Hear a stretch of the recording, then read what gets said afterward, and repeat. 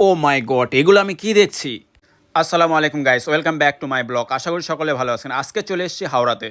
আর হ্যাঁ, হাওড়াতে কেন আসলাম আর হাওড়াতে এসে কি দেখলাম, পুরো ব্যাপারটা এখানে এক্সপ্লেন করব। তো আশা করি সকলে শেষ পর্যন্ত দেখবেন। অ্যাকচুয়ালি আজকে বেরিয়েছিলাম, হাওড়ায় একটা দরকার ছিল যার জন্য বেরিয়েছিলাম। তো শিয়ালদা থেকে ওর জন্য ডাইরেক্ট মেট্রো নিয়ে হাওড়া স্টেশনে আসলাম। হাওড়া স্টেশনে অনেকবার এসেছি বা মেট্রোতে যাতায়াত করেছি, বাট ভিডিও কোনো সময় করিনি। মনে হয় সব সময় যে একটা ভিডিও করে আপনাদেরকেও শেয়ার করব, যার জন্য আজকে অল্প কিছু ভিডিও করে নিলাম।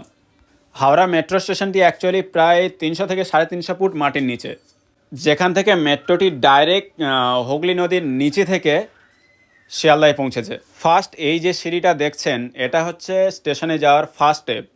এটাও প্রায় 50 মিটার উপর থেকে নামতে হয় নিচে, 50 মিটার গভীর। এরপরে আরও স্টেপ আছে, যেগুলো আরও এরকম 3টে স্টেপ আছে পরপর।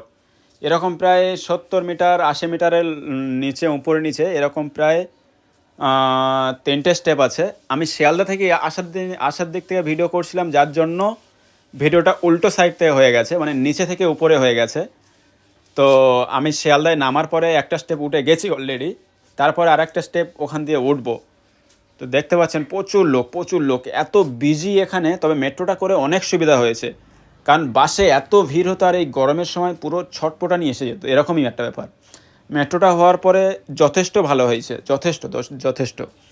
আর হাওড়া মেট্রোটা সত্যি দেখার মতো মেট্রো। আমরা যারা নতুন বা দেখিনি, প্লিজ একবার ট্রাই করবে যে হাওড়া মেট্রো থেকে কমসে কম ঘুরে আসি। যে এটাও কি সম্ভব? না, বহুত কিছু ব্যাপার নয়, বাট তারপরেও অনেক কিছু ব্যাপার একটা, যে এত নিচেই কিভাবে এত বড় জিনিস পসিবল, বা এতগুলো জিনিস কিভাবে পসিবল যে 300-400 ফুট 400 মিটার নিচে, 300-400 মিটার নিচে এত বড় প্ল্যাটফর্ম, এত কিছু ব্যাপার। এখন যে লিফটটা দিয়ে আমি উঠছি, এই লিফটটা হাওড়ার সব থেকে লং লিফট, যেটা 120 মিটারের মতো দূরত্ব বা লং। এটা পার করেই তারপরে স্ক্যান করে তো বাইরে যেতে হয়, এটা সকলে তো জানে।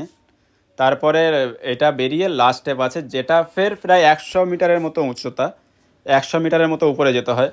দেখতে পাচ্ছেন কতটা লং উপর থেকে, এখান থেকে নিচে থেকে আমি ভিডিওটা করছিলাম, উপর পর্যন্ত দেখেন কতটা লং, যথেষ্ট লং ভাই। অবশেষে হাওড়ার বাইরে চলে আসলাম, আর হাওড়া ব্রিজটা উপর থেকে হালকা ক্যাপচারে নিয়েছিলাম।